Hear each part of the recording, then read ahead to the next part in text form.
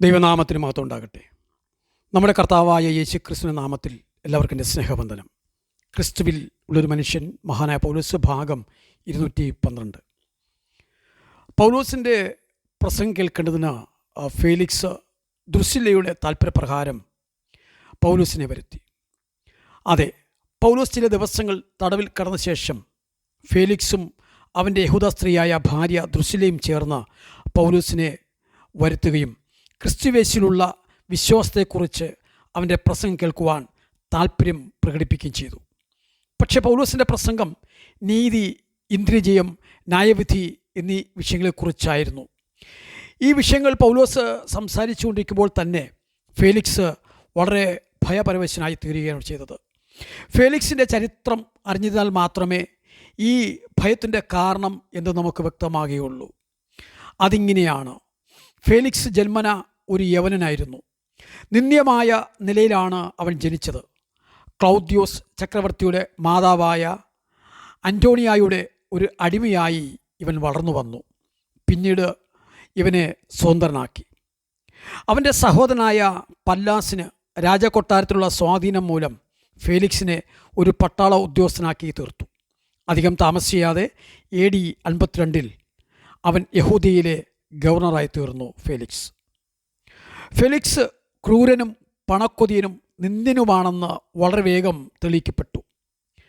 ഫേലിക്സിനെക്കുറിച്ച് ചരിത്രകാരനായ ടാസിറ്റസ് രേഖപ്പെടുത്തുന്നത് ഇപ്രകാരമാണ്: മറ്റുള്ളവരോട് ഒരു അടിമയുടെ മനോഭാവത്തോടെയാണ് ഫേലിക്സ് പെരുമാറിയിരുന്നത്. ഹെരോദ അഗ്രിപ്പ ഒന്നാമൻ്റെ ഇളയ മകളായ ദൃസില്ല ഫേലിക്സിൻ്റെ രണ്ടാം ഭാര്യയായിരുന്നു. അവൾക്ക് 14 വയസ്സുള്ളപ്പോൾ എമേസയിലെ രാജാവായ അസിസൂസിനെ അവൾ വിവാഹം ചെയ്തു. പക്ഷേ ഫേലിക്സ് ഇവരുടെ സൗന്ദര്യത്തിൽ ആകൃഷ്ടനായി അവളെ വശീകരിച്ച് സ്വന്തം ഭാര്യയാക്കുകയായിരുന്നു. ഫേലിക്സിൻ്റെ ആദ്യ ഭാര്യയുടെ പേരും ദൃസില്ല എന്നു തന്നെയായിരുന്നു. അവൾ ആൻ്റണിയുടെയും ക്ലിയോപാട്രയുടെയും കൊച്ചുമകളായിരുന്നു. അതുകൊണ്ട് നീതി, ഇന്ദ്രിയജയം, ന്യായവിധി എന്നീ വിഷയങ്ങൾ ഫേലിക്സിൻ്റെ മനസ്സാക്ഷിയെ പിടിച്ചു കുലുക്കി. ദൈവത്തിൻ്റെ ന്യായവിധിയിൽ കൂടി താൻ കടന്നു പോകേണ്ടി വരുമോ എന്ന് അവൻ സംശയിച്ചു. ഫേലിക്സിൻ്റെ ഭയപരവശനായെങ്കിലും മനസ്സാന്തരപ്പെടുകയോ ഫേലിക്സ് ദൈവത്തിങ്കിലേക്ക് തിരിയുകയോ ചെയ്തില്ല.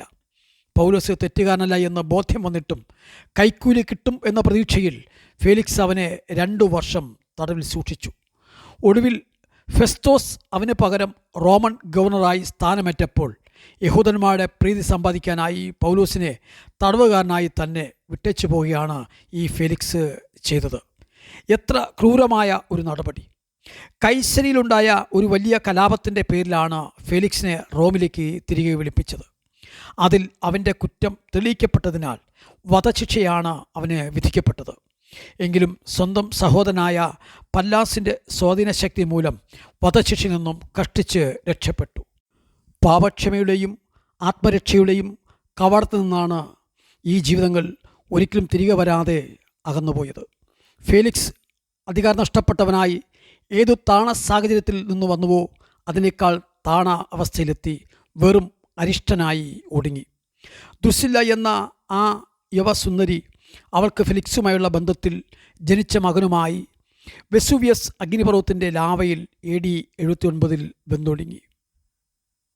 ഫേലിക്സിൻ്റെ പിൻഗാമിയായി യഹൂദിയിൽ ഗവർണറായി വന്ന ഫെസ്തോസ് മുൻ ഭരണാധികാരിയേക്കാൾ നല്ലവനും ഭരണകാര്യങ്ങളിൽ നിപുണനുമായിരുന്നു. AD 59 അയാൾ ഭരണമേറ്റത്. പൗലോസ് കൈസരിയിൽ തടവിലായിട്ട് ഇപ്പോൾ 2 വർഷം കഴിഞ്ഞിരിക്കുന്നു. ചില ദിവസങ്ങൾക്ക് ശേഷം യെരുശലേം സന്ദർശിച്ച ഈ ഗവർണറെ യഹൂദ മതമേധാവികൾ സമീപിച്ച് പൗലോസിനെ യെരുശലേമിലേക്ക് വരുത്തി അവിടെ വെച്ച് വിസ്തരിക്കണമെന്ന് ആവശ്യപ്പെട്ടു. വഴിയിൽ വെച്ച് പൗലോസിനെ ഒടുക്കിക്കളയുവാൻ അവർ ഒരു പതിയിരിപ്പ് സംഘത്തെ നിർത്തി. ഇതിന് ഫെസ്തോസിൻ്റെ മറുപടി: പൗലോസിനെ കൈസരിയിൽ സൂക്ഷിച്ചിരിക്കുന്നു. ഞാൻ വേഗം അവിടേക്ക് പോകുന്നുണ്ട്. നിങ്ങളിൽ പ്രാപ്തിയുള്ളവർ കൂടെ വന്ന് ആ മനുഷ്യൻ്റെ നേരെ അന്യായമുണ്ടെങ്കിൽ ബോധിപ്പിക്കട്ടെ എന്ന് ഉത്തരം പറഞ്ഞു. ഫെസ്തോസ് ഏകദേശം 8-10 ദിവസം ഇവർക്കിടയിൽ താമസിച്ച ശേഷം കൈസരിക്ക് മടങ്ങിപ്പോയി.